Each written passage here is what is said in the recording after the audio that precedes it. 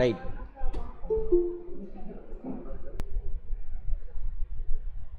கடல் அலை. கடல் அலைன்னு என்னன்னு பார்த்தோம் போன கிளாஸில்.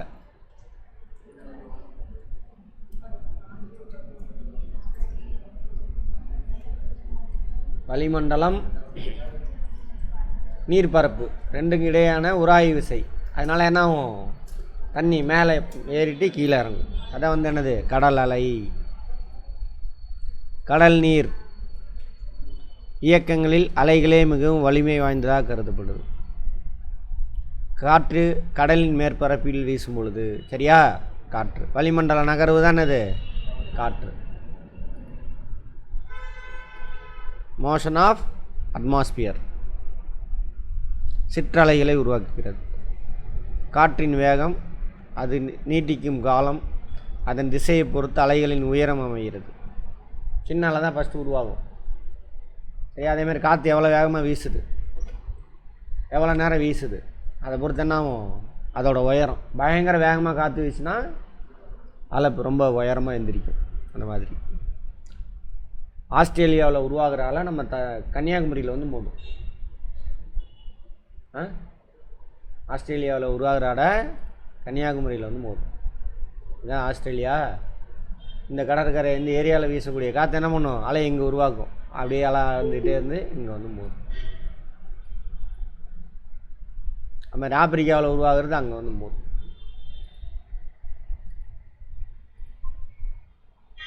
சில நேரங்களில் ஆழ்கடலில் ஏற்படும் நில அதிர்வுகளினால், கடலுக்குள்ளே நில அதிர்வு, இங்கிலீஷில் என்னது, எர்த்துக்கு வாக், நிலநடுக்கம். அதனால் என்ன நடக்கும் கடலில், சுனாமி. அதான் சொல்கிறாங்க சுனாமி, ஆழிப்பேரலை.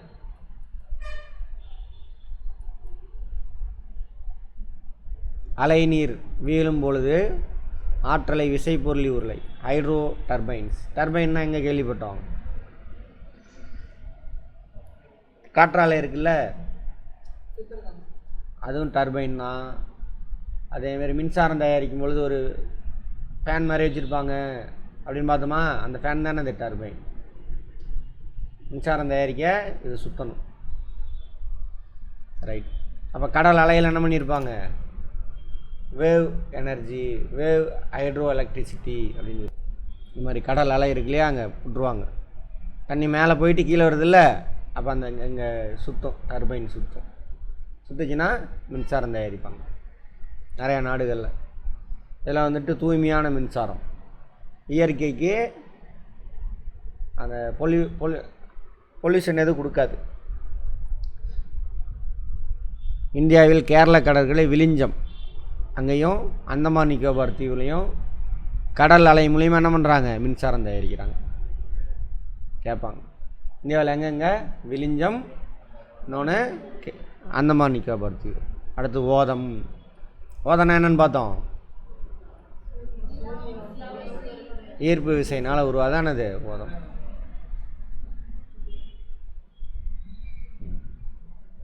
கற்பனை பண்ணுங்க,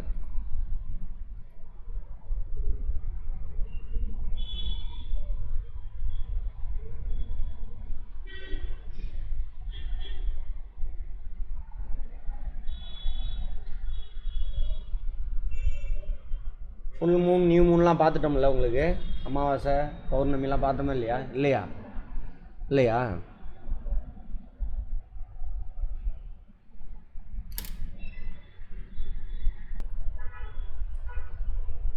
நிலவு ஒளிரும் பொருளா, தானாக ஒளிருமா நிலவு? பிரபஞ்சத்தில் தானாக ஒளிரக்கூடிய ஒரே பொருள் எது, நட்சத்திரம். சரி, அப்போ நிலவு என்ன ஆகுது, ஒளிராது. அப்புறம் நிலவு வெளிச்சமாக இருக்குது. சரி, இது பூமி, இங்கே சூரியன் இருக்குன்னு வச்சுக்கோங்க. நிலா இங்கே இருக்குது. அங்கேருந்து போய் என்ன பண்ணும், அதில் போய் படும், பட்டு பிரதிபலிக்கும், அப்போ தான் ஒளிரும். சரியா? சரி, சந்திர கிரகணம் சூரிய கிரகணம் பார்த்துமா, அதுவும் பார்க்கலையா உங்களுக்கு? சரி, பார்ப்போம். ரெண்டையுமே இன்றைக்கி பார்த்துடலாம். நல்லா கவனிச்சிக்கங்க. இந்த அன்னைக்கு வந்து பௌர்ணமி. பௌர்ணமி இங்கிலீஷில் ஃபுல் மூன் டே.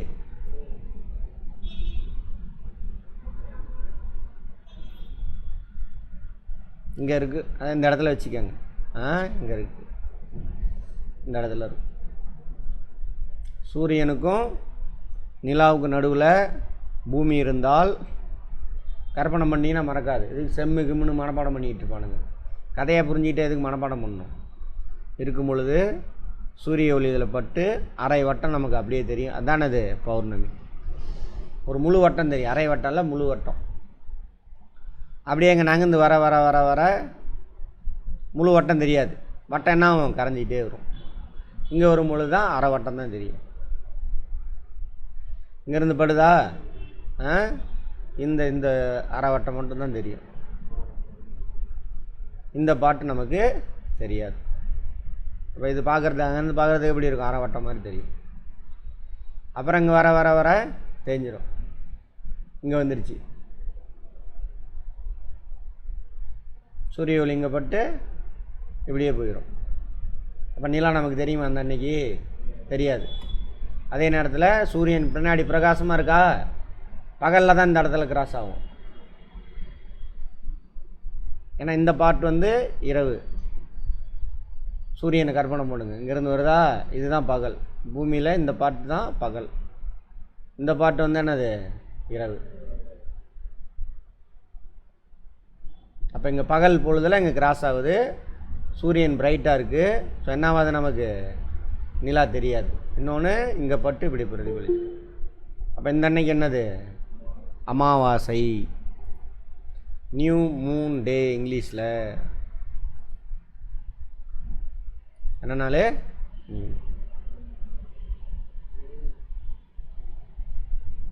அமாவாசை.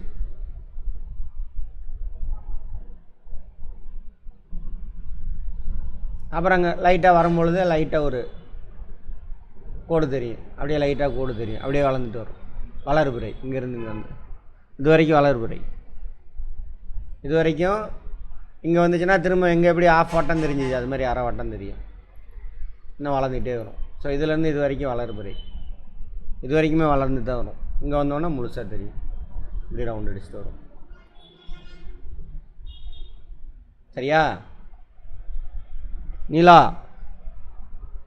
பூமியை சுற்றி வர்றதுக்கு எத்தனை நாள் எடுத்துக்கும்? 27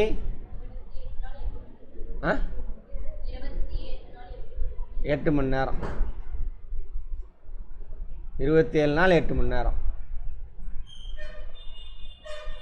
பயாலஜி படித்தோமா? இதுக்கு இன்னொன்று என்ன ரிலேஷன் இருக்குது?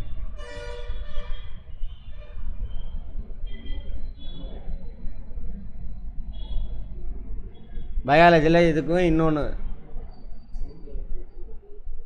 கருமுட்டை காலம் இருக்கா? கருவுறுதல் காலம்.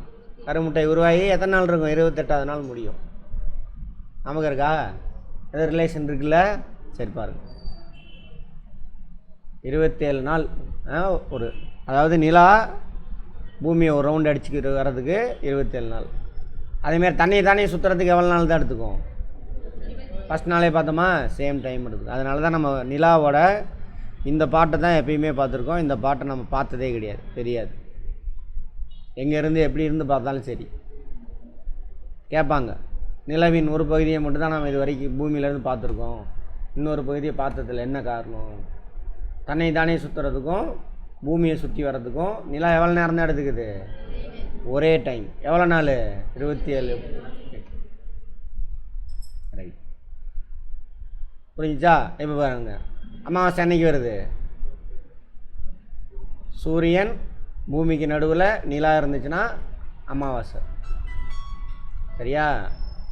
சூரியன்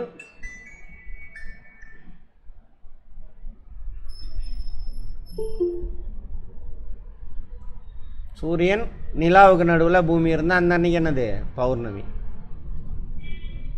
மறக்கவே கூடாது. இங்கே வந்தால் தான் கற்பனையை புரிஞ்சுக்கிட்டீங்கன்னா மறக்காது. அந்த செம்முக்கும்லாம் மனப்பாடம் பண்ணுவானுங்க. அது குழப்பத்தவனுங்க பண்ணுறவா, லைஃபுக்கே உதவாது அது. ஓகேவா? கான்செப்ட் புரிஞ்சுக்க.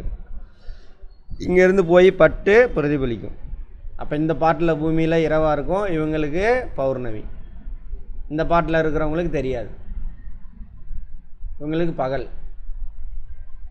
சரியா? ரைட். இப்போ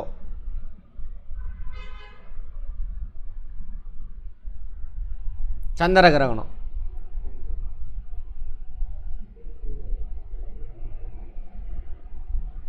சந்திரனுக்கு கிரகம் பிடிச்சிக்கிச்சு, ஃபிசிக்ஸில் பார்ப்போம் அப்படின்னு சொல்லிட்டானுங்க. தெரியல அவனுங்களுக்கு. அதனால் சந்திரன் அப்படியே பாம்புக்குள்ளே, கிரகம் அப்படின்னாக்கா பாம்பு. சரியா? பாம்பு வாயில் பூந்து வெளியில் வர மாதிரி தெரியும் நமக்கு. எப்படி சார், என்ன சார் அப்படின்னு பார்ப்போம். இப்போது சந்திர கிரகணம் என்னைக்கு சார் நடக்கும்? இங்கிலீஷில் வந்து லூனார் எக்லிப்ஸ். லூனார்னா சந்திரன், எக்லிப்ஸ்னா ஷேடோ அப்படின்னு அர்த்தம் இங்கிலீஷில்.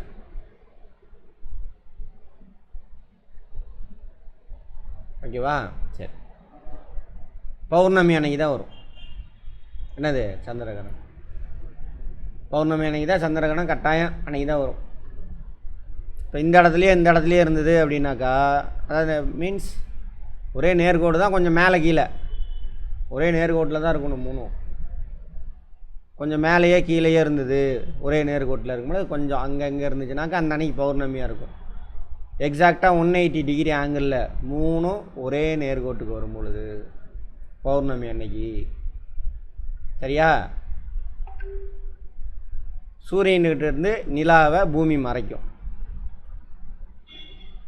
சரியா? நிலாவோட நிழல் எதில் விழுகும்? நிலான்ற பூமியோட நிழல் எதில் விழுகும்? நிலாவில் விழுகும். அப்போ கொஞ்சம் நேரம் மறைஞ்சு வெளியில் வரும். எதோட நிழலில் மறைஞ்சு வருது? பூமியோட நிழலில் மறைஞ்சு விழுகுது. நிழல்னா என்ன அர்த்தம்? ஃபிசிக்ஸில் பார்த்துருப்போம்.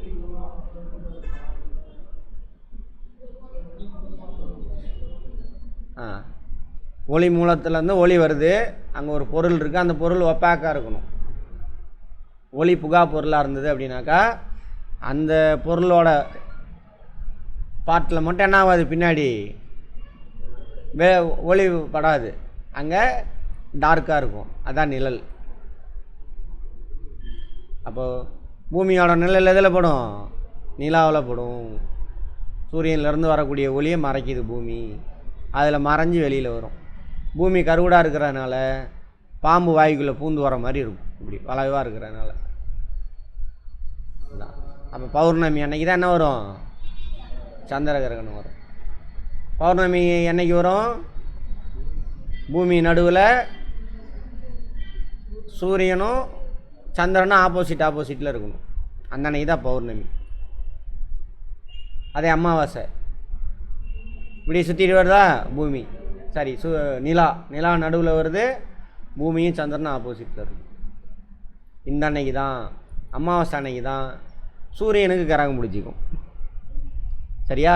அதுக்கு சூரிய கிரகணம்.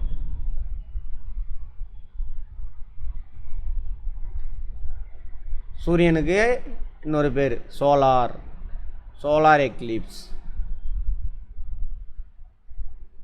நம்ம பூமிக்கிட்ட இருந்து சூரியனை யார் மறைப்பா? நிலா மறைப்பார். அப்படியே மறைஞ்சி வெளியில் வருவார் கொஞ்சம் நேரத்துக்கு, எக்ஸாக்டாக 90 டிகிரியில் படும்போது பகலில். அப்போ இந்த பகுதி அதான் பாருங்கள், சந்திர கிரகணமும் சூரிய கிரகணமும் எல்லா நாடும் பார்க்க முடியாது. ஏன்னா பூமி சுற்றிக்கிட்டே இருக்குல்ல. இப்போ கரெக்டாக 180 டிகிரியில் 3 ஒரே லைனுக்கு வரும் பொழுது இந்த பாட்டில் எந்த நாடுகள் இருக்கோ அந்த நாடுகளுக்கு மட்டும்தான் என்ன தெரியும்? சூரிய கிரகணம் தெரியும். அதே மாதிரி தான் இங்கேயும். இங்கே கரெக்டாக 180 டிகிரியில் இப்படி இங்கே கிராஸ் ஆகும் பொழுது இந்த பகுதியில் எந்த நாடுகள்லாம் இருக்கோ அவங்களுக்கு தான் தெரியும். அமெரிக்காவில் சந்திரகிரகணம் தெரிஞ்சிச்சுன்னா நமக்கு தெரியாது. மேப் எடுத்து அந்த குளோப் எடுத்து பாருங்கள். அமெரிக்கா நமக்கு அப்படியே ஆப்போசிட்டில் அந்த பக்கம் இருக்கும், வெஸ்டர்ன் ஹெமிஸ்பியரில். நம்ம ஈஸ்டர்ன் ஹெமிஸ்பியரில் இருக்கும். ஓகேவா? கற்பனை பண்ணுங்கள், புரிஞ்சிக்க ட்ரை பண்ணுங்கள். புரிஞ்சிட்டிங்கன்னா மறக்காது. ஒன்ஸ் அதை பற்றியெல்லாம் ஆன்சர் பண்ண முடியும். அதெல்லாம் எத்து போனவனுங்க ஏமாத்துறது. அப்போ தான் அவன் சொல்கிறத கேட்பீங்க. சூரியகிரகணம் என்ன சும்மா விட்டு அடிக்க வேண்டியதான் ரீசனு. எவிடன்ஸ் எங்கே இருக்குது? என்ன கதையெல்லாம் விடுவானுங்க பாருங்கள். இந்த சேட்டலைட்லாம் பூமியில் எங்கே போனாலும் வேலை செய்யும். கரெக்டாக நம்ம சிதம்பரம் நடராஜர் கோயில்கிட்ட வந்தோன்னா கொஞ்சம் நேரத்துக்கு வேலை செய்யாது, ஆஃப் ஆயிரும். எல்லாம் உடான்ஸ் கதை. அங்கே என்ன பெரிய இதாக இருக்குது அங்கே. பக்தியை ஒருத்தி அடிக்கிறான், கடவுள் என்ன சும்மா தானே உட்காந்துருக்காரு உள்ள. அங்கே தானே நடந்துச்சு. நந்தனார் பாட்டு போனால் அவனை உள்ளே வச்சு எரிச்சு விட்டானுங்க. ஏன்னா அவன் சூத்திரனாமா. அங்கே போய் எங்கே போனார் கடவுள்? கதை உடான்ஸ் அதெல்லாமே. அப்புறம் என்ன நிறையா கதையெல்லாம் விடுவானுங்க. ஆமாம் சந்திர கிரகணம் தண்ணிக்கு நடையெல்லாம் சாத்திட்டு போயிடுவாங்க. என்னமோ அங்கே பெருசாக நீயே கடவுள், நீ என்ன சந்திரன் கரகம் பிடிச்சான்னு உனக்கு பிடிச்சான்னு ஆகாது. நடையை சாத்திட்டு போவானுங்க. அப்புறம் வந்து எல்லாம் தீட்டு போட்டுருச்சும்பானுங்க. தண்ணியெலாம் ஊற்றி நிறையா அபிஷேகம்லாம் பண்ணிட்டு தான் உள்ளே போவானுங்க. எல்லாம் உடான்ஸு. அது சாதாரண ஒரு நிகழ்வு. எதில் சொல்கிறாங்க? யார் சொன்னானுங்க? செய்திலையா? செய்தியில் பெரிய அறிவாளிங்க அங்கே உட்காந்துருக்குறவங்களாம். கேனப்போ இல்லைங்க, ஸ்க்ரீனில் ஓடுறத வாசிக்குதுங்க அந்த நாய். அதுங்களுக்கு என்ன தெரியும்? ஸ்க்ரீனில் முன்னாடி ஓடும் டிவியில், அதை வாசிக்கிங்க, அதை பார்த்து அப்படியே வாசிக்கிங்க. அதுதான் இப்போ மொபைல் வச்சுட்டு வாசிக்குதுங்க, அவ்வளோதான் நடந்துக்கிட்டு. அவன் நடத்துகிறவன் ஒரு டுபாவுக்கு ஒரு இத்து போனவன், வாசிக்கிறவங்களாம் ஒரு இத்து போனவன். எவனுக்கு தெரியும்? எத்தனை பேர்த்துக்கு இது தெரியும்? எல்லாம் படிச்சுட்டு தான் வந்திருப்போம், தெரியாது. சரியா? ஆமாம், அதெல்லாம் கிடையாது. அதெல்லாம் சும்மா டுபாக்கூர். தீக்காக்காரன் பாருங்கள் வச்சு சாப்பிடுவான். என்ன அன்றைக்கி சாப்பிடக்கூடாதுமா காலையிலேருந்து அதெல்லாம் இருந்துச்சு. சாப்பிடக்கூடாது, சந்திர கணக்கணும், சூரிய கணக்கன் அன்றைக்கி. அவன் வெளிச்சத்துலேயே வந்து நின்று சாப்பிடுவான். ஆனால் வெறுங்கண்ணில் பார்க்கக்கூடாது. வெறுங்கண்ணில் அது ஏன்னாக்கா அதை அப்புறம் சொல்கிறேன். இப்போ அது இப்படி சொல்லாமே. அது கூட இப்போ நார்மலாக வெளிச்சம் இருக்குது, நம்ம பார்க்குறோம், ஒன்றும் பிரச்சனை இல்லை. சின்ன ஓட்டையில் வெளிச்சம் பூந்து வந்து அதை போய் பார்த்தா எப்படி இருக்கும்? கண்ணு கூசுமா? அதனால தான் வெறுங்கண்ணில் பார்க்கக்கூடாதுமா. புரிஞ்சதா? ஆமாம், அது மாதிரி இவனுக்கு சும்மா அப்போ தானே ஏதாவது ஒரு உடான்னு சுட்டா தானே அப்படியே. அப்புறம் அந்த காலத்தில் எல்லாம் பணக்காரங்களை ஏமாற்றி பொறுக்கி திங்கிறதுக்கு இந்த சாமியாருங்க இருக்கானுங்கள, கடவுள் பேரை சுற்றிக்கிட்டு அங்கே வால் நட்சத்திரம் முளைச்சிருச்சு, அவ்வளோதான் ராஜா அவனுக்கு வந்துட்டு இது நடக்க போகுது அது நடக்க போகுதுன்னு உடான்ஸாக விடுவானுங்க. ஐயோ என்னடா பண்ணுறது அப்படின்னு கேட்பாங்க. பரிகாரம் என்னடா பண்ணுறது? இத்தனை சாமியாருங்களை கூப்பிட்டு வந்து என்ன பண்ணு, ஒரு மாதத்துக்கு யாகம் நடத்து, சரியாக போயிடும். ஒரு மாதத்துக்கு என்னாச்சு அவனுக்கு? நீங்கள் ஒரு நேரத்துக்கு யாகத்துக்கு வாங்கி தரீங்கல்ல, அதுவே அவன் ஒரு நாளைக்கு சாப்பிடுவான். அதுவும் நீங்கள் சாதாரண குடும்பம், ஒரு நேரத்துக்கு யாகத்துக்கு வாங்கி கொடுக்க அவன் ஒரு நாளைக்கு சாப்பிட்றலாம் அவன் குடும்பம். ராஜா இங்கே 12 கல் வச்சு யாகம் நடத்துவான். அங்கே குதிரையை வெட்டி உள்ளே போகணும், யானையை வெட்டி உள்ளே போகணும். அப்போ எவ்வளோ பெரிய யாக குண்டா இருக்குன்னு பார்த்துக்கோங்க. அப்போ அதுக்கு வாங்கி கொடுத்துப்பான், ராஜா வாங்கி கொடுப்பான். நீ சாதாரண பாமரன், நீ வாங்கி கொடுக்குறதே அவன் ஒரு நாளைக்கு அவன் குடும்பம் தின்றும். கொஞ்சம் கொஞ்சம் போட்டு எடுத்துகிட்டு போயிடுவான் அவா. சரியா? அப்போ ராஜா வாங்கி தரான், ஒரு மாதத்துக்கு வாங்கி தரான்னா எத்தனை குடும்பம் சாப்பிடும், எத்தனை நாளைக்கு சாப்பிட்லாம் பார்த்துக்கங்க. அது அந்த ஒரு மாதத்துக்கு அங்கே சாப்பாடு தடப்புடலாம் நடக்கும். எல்லா கறியும் கிடைக்கும், மாட்டுக்கறியிலேருந்து குதிரை கறியிலேருந்து எல்லாம் அங்கேயே. அதெல்லாம் யாகத்தில் வெட்டி போடுவாங்க. அஸ்வமேத யாகம், வாஜ்பேயி யாகம் வெட்டி போட்டு சாப்பிடுவானுங்க. அவனுங்க சாப்பிடுறது தான் அதெல்லாம். நெய்யை ஊற்றி வறுத்து கேட்டால் கடவுளுக்கு கொடுக்குற அப்படி. அப்புறம் அது இல்லாமல் ரிட்டன் போகிறானுங்களே எல்லோரும். அந்த அந்த சாமியார் குடும்பம்லாம் அவனுக்கு பொண்ணு பொருள்லாம் அள்ளி கொடுப்பான் ராஜா, அள்ளி கொடுப்பான். அது மாதிரி உழைக்காமல் நோவாமல் அடுத்தவனை ஏமாற்றி பொழப்பு நடத்துறதுக்காக உருவாக்கணும் தான் இதெல்லாம்.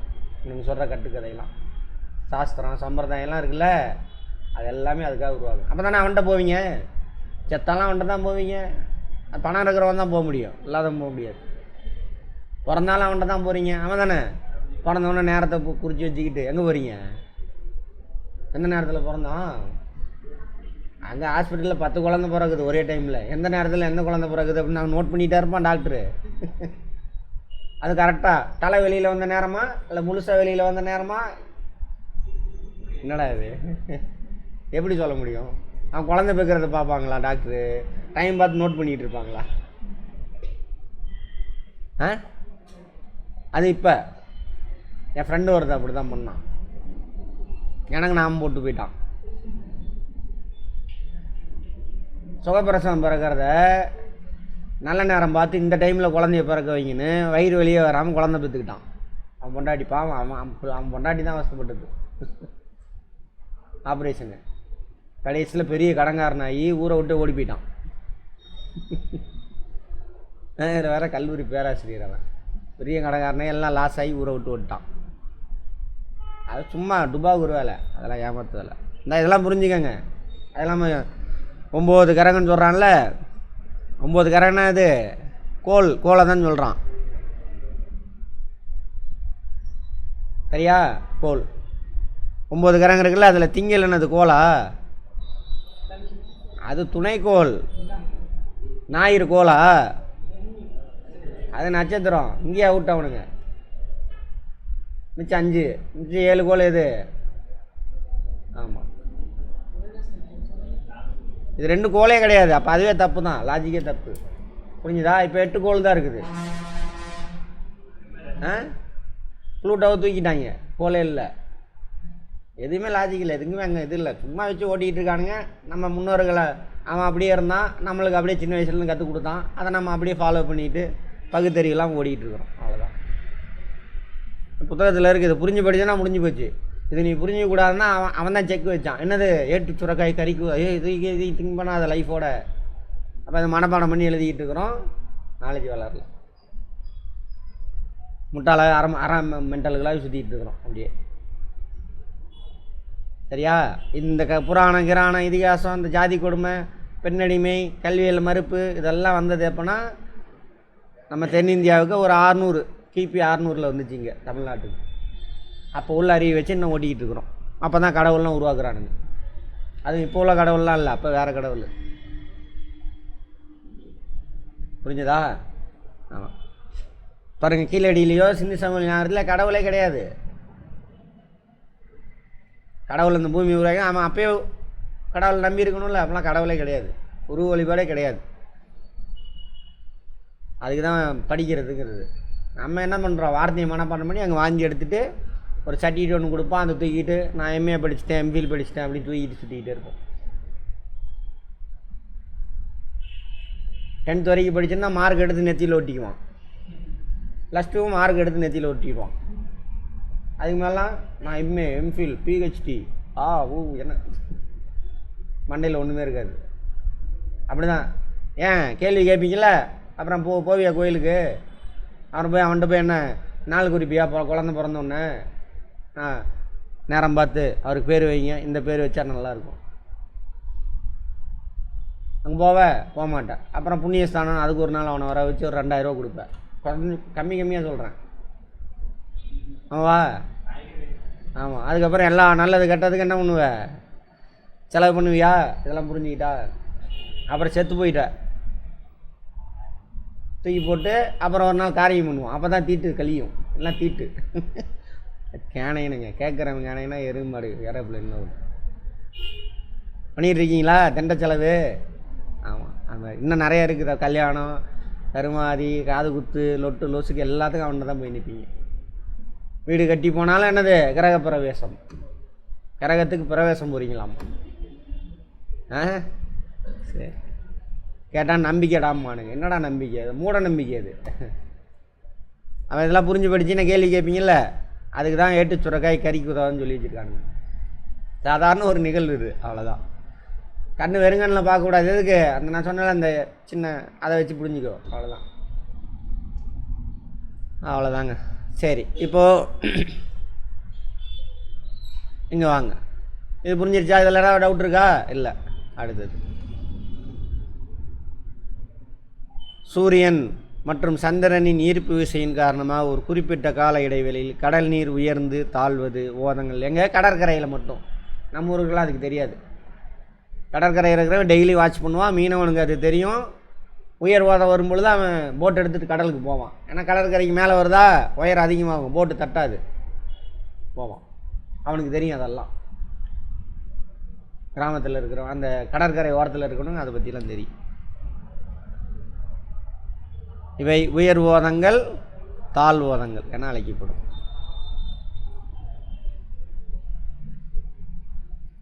இப்போது இதில் என்ன 2 கான்செப்ட் இருக்குது, அவன் ஒழுங்காக கொடுக்கல உங்களுக்கு. நான் சொல்கிறதா இல்லையான்னு தெரில, பார்ப்போம். இப்போ இந்த கடற்கரை, இப்போ சென்னை இருக்குதுன்னு வச்சுக்கோங்க. சென்னை இங்கே இருக்குது, சூரியன் நிலா, ஓகேவா, இங்கே. அல்லது சூரியன் இங்கே, நிலா இங்கே இருக்கும். பௌர்ணமி அமாவாசை அந்த டைமில் மட்டும் என்ன ஆகுனாக்கா, இப்போ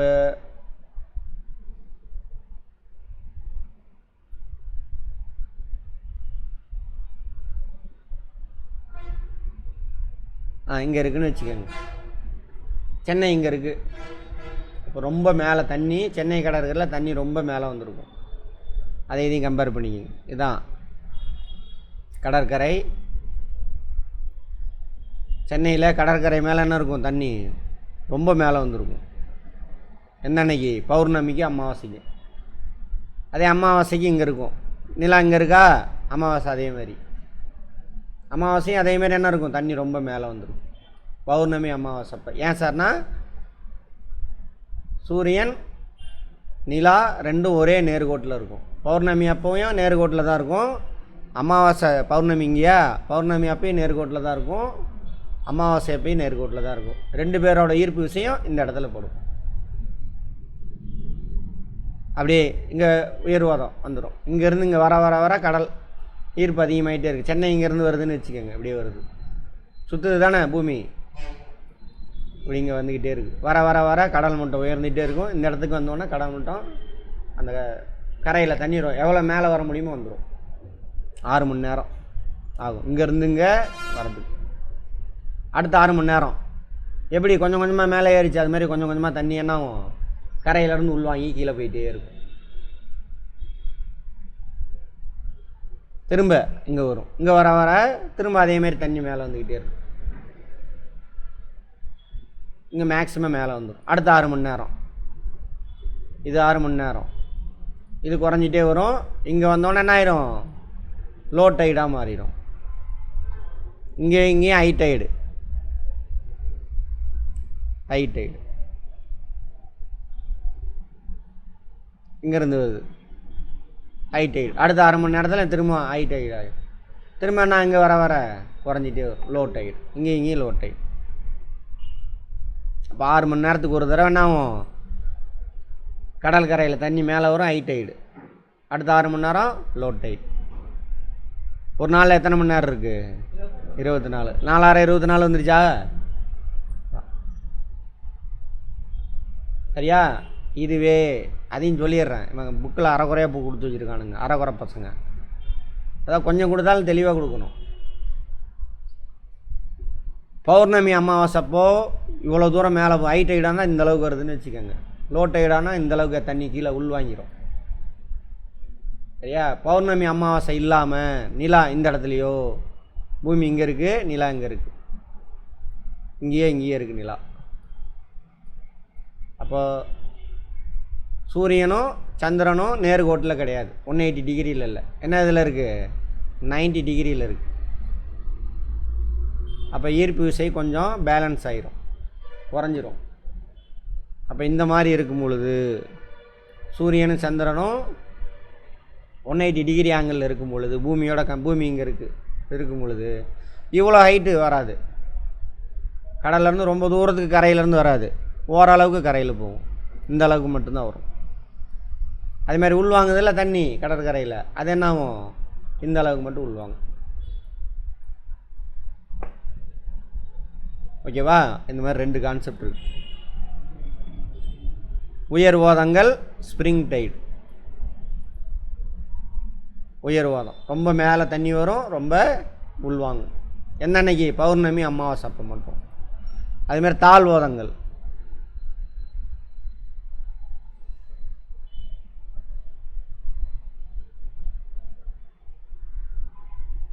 தாழ்வாதங்கள் லைட்டாக தான் என்ன ஆகும், மேலே வரும், லைட்டாக உள்ளே போகும்,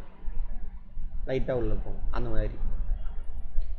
சரி, புவி, சூரியன், சந்திரன் ஆகிய 3ம் ஒரே நேர்கோட்டில் வரும் பொழுது சூரியன் மற்றும் சந்திரனின் கூட்டு ஈர்ப்பு விசையானது கடலின் மேற்பரப்பு அலைகளை வலுவடைய செய்து உயர் அலைகளை உருவாக்குகிறது.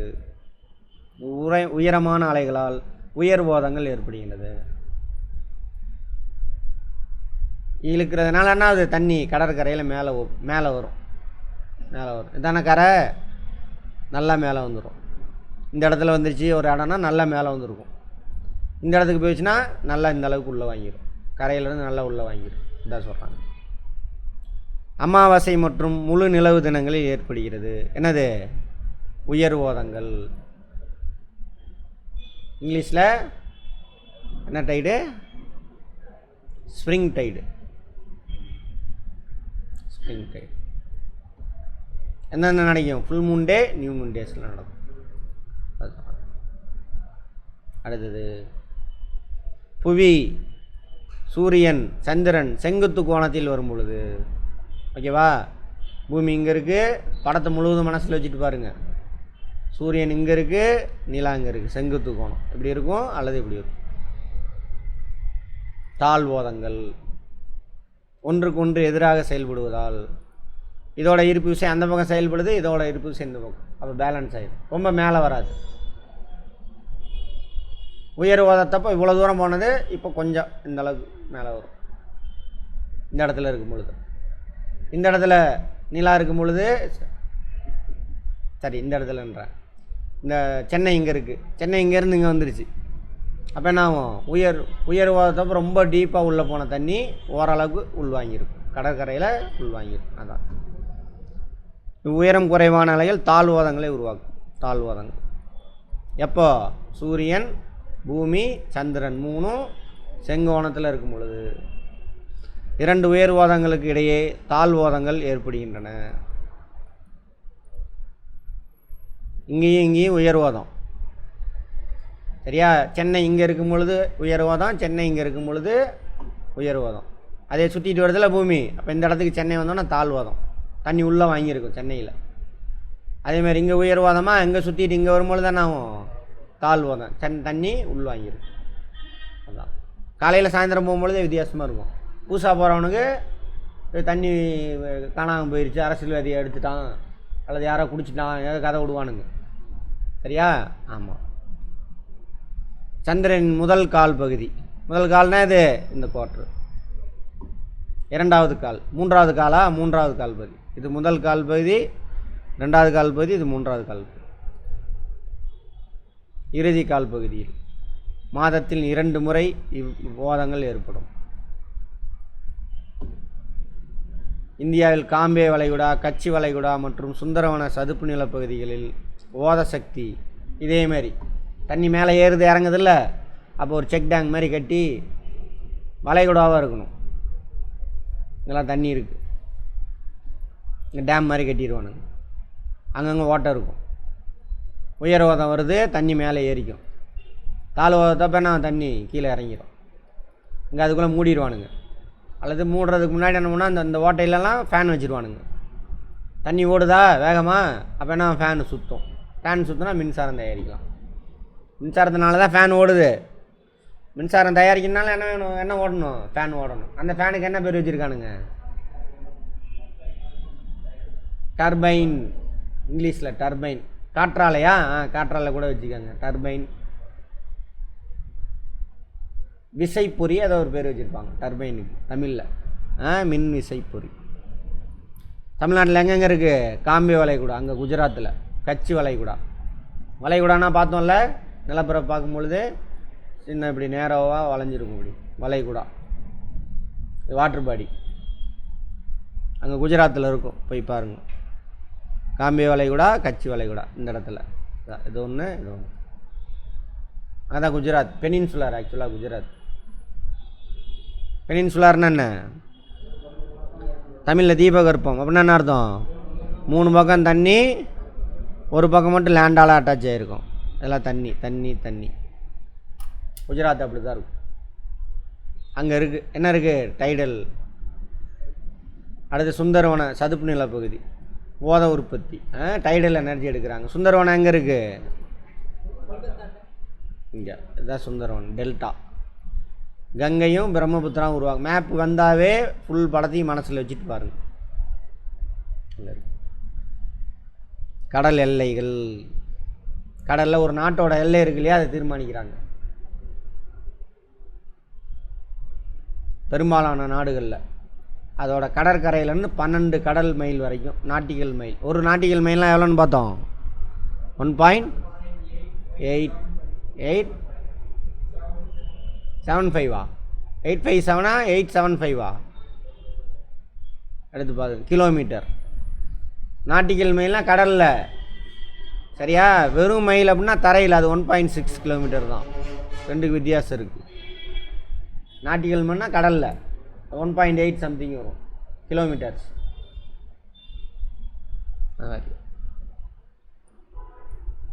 அப்போது கடற்கரை இதான்னு வச்சுக்கோங்க. நம்ம இந்தியாவோட கடல் எல்லை இதான் கடற்கரைனா, இதிலேருந்து 12 நாட்டிக்கல் மைல் வரைக்கும் நம்மளுது கடல். இதெல்லாம் அது வரைக்கும்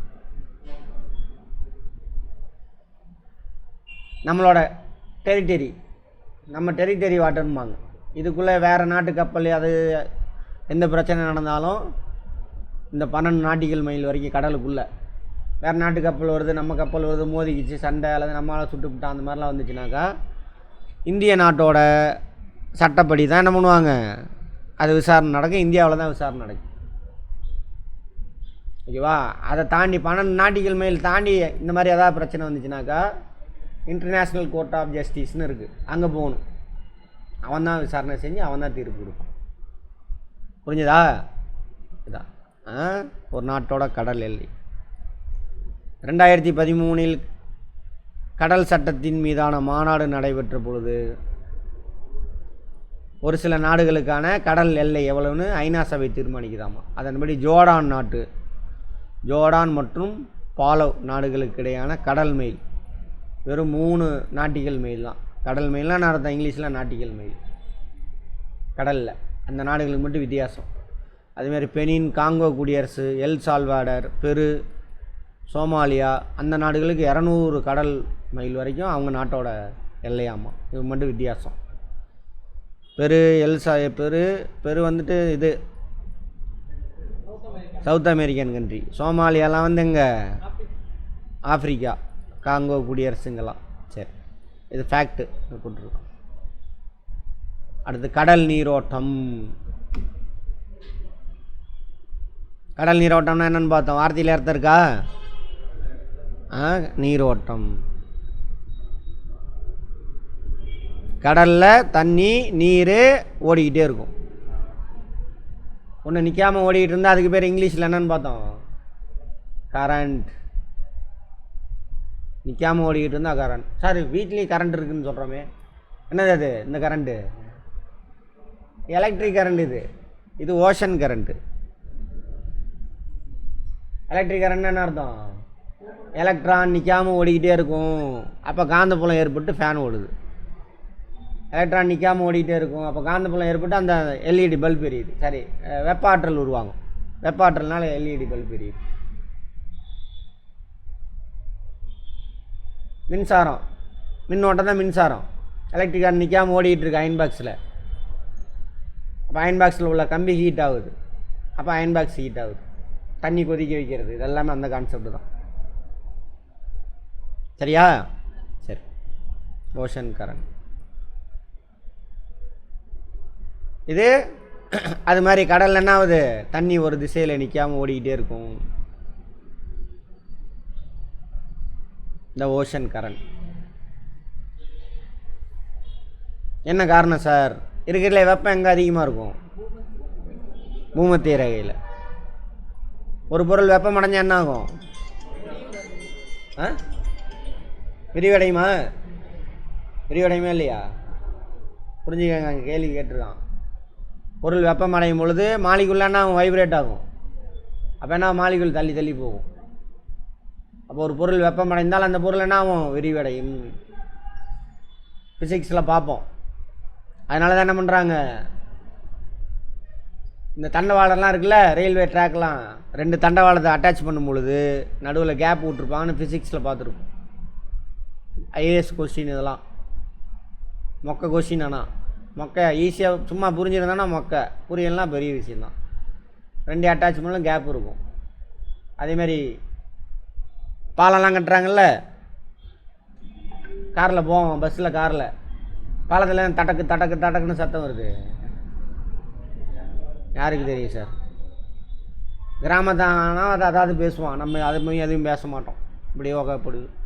கிராமத்தான தான் திட்டிகிட்டு போவான், இத்தனை கோடி ரூபா போட்டு இந்த பாலம் கட்டினா பாரு விரிசல் விரிசலாக இருக்குது அப்படிமா. அது வேணுன்னே விட்டுருப்பாங்க. ஏன்னா பாலம் என்ன ஆகும், வெயில் டைமில் ஹீட் ஆகும் பொழுது அதோட மாலிக்கெலாம் வைப்ரேட் ஆகி விரிவடையும். நைட்டில் சுருங்கும், பகலில் விரிவடையும், நைட்டில் சுருங்கும். இப்படியே நடந்துன்னா விரிசல் விட்டுரும், டேமேஜ் ஆகிடும். அதுக்கு தான் என்ன பண்ணுவாங்கனாக்கா கேப் விட்டு தான் கட்டுவாங்க பாலத்தை. இப்படி ஒரு பிட்டு, இது ஒரு பிட்டு. சரியா? இந்த பிட்டில் என்ன பண்ணியிருப்பாங்க, ஏதாவது தகரங்கரம் இரும்பு போட்டு அட்டாச் பண்ணியிருப்பான். அதுக்கு தான். அதே மாதிரி என்ன ஆகுது, அதுதான் இந்த நீரோட்டம் உருவாகுது.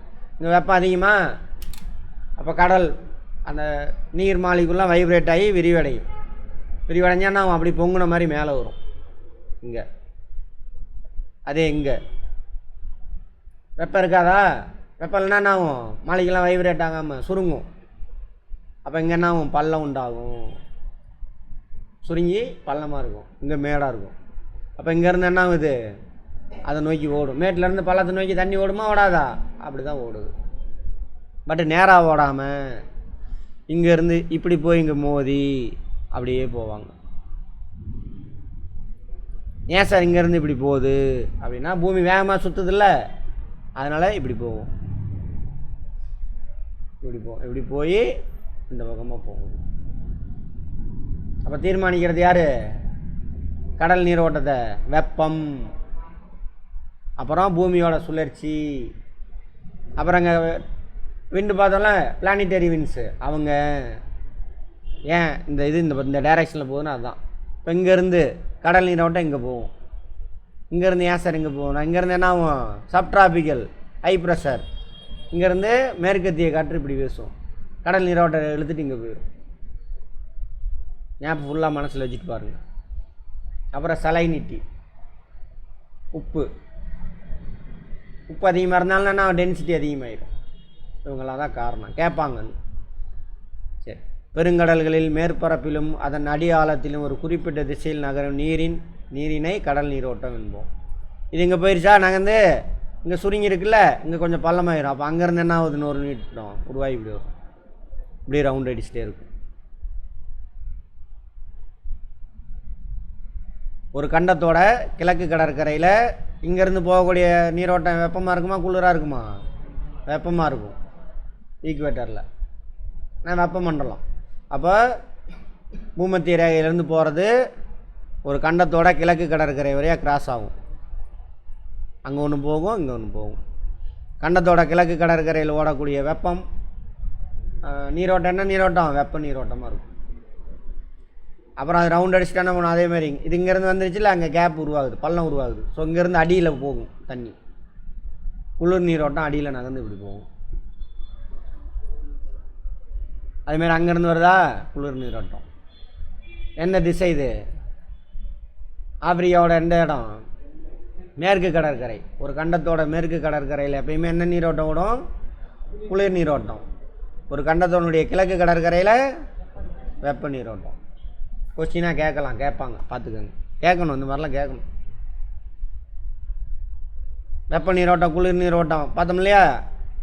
வெப்ப நீரோட்டம் இங்கே வருதா, வெப்ப நீரோட்டத்தோட கரையில் கடற்கரையில் என்ன இருக்குன்னு பார்த்தோம், பாலைவனம் இருக்கும். சார் குளிர் நீரோட்டம் அங்கே பாலைவனம் இருக்குது சார். ஆமாம், அங்கே நீராவி இருக்காது. இதுக்கிட்ட குளிர் நீரோட்டம்ல நீராவி உருவாகாது.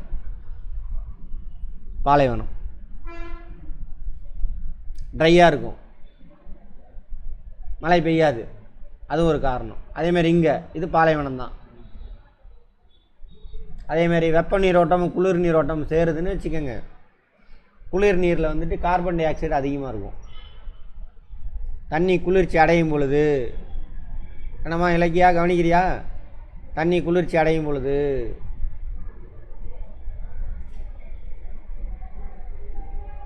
கார்பன் டை ஆக்சைடை உள்ளே இழுத்துக்கும்.